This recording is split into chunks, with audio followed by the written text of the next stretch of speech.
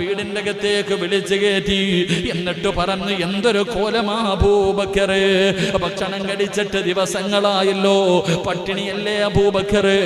എന്നിട്ട് അബ്ദുറഹ്മാൻ ഇബ്നു ഔഫ് റളിയല്ലാഹു തആല അൻഹു തന്റെ വീടിന്റെ അകത്ത് കടന്നു ചെന്നിട്ട് ഒരു റൊട്ടിയുടെ പകുതിയുണ്ടല്ലോ, ഒരു റൊട്ടിയുടെ പകുതി എടുത്തു.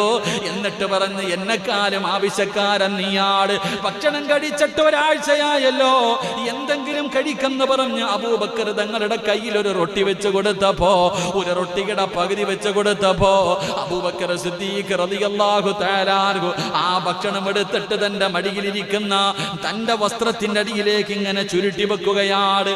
അബ്ദുറഹ്മാൻ ഇബ്നു ഔഫ് തങ്ങൾ ചോദിക്കുകയാ, എന്റെ വീട്ടിലിരുന്ന് ഭക്ഷണം കഴിക്കാൻ ലജ്ജയാണോ അബൂബക്കറെ?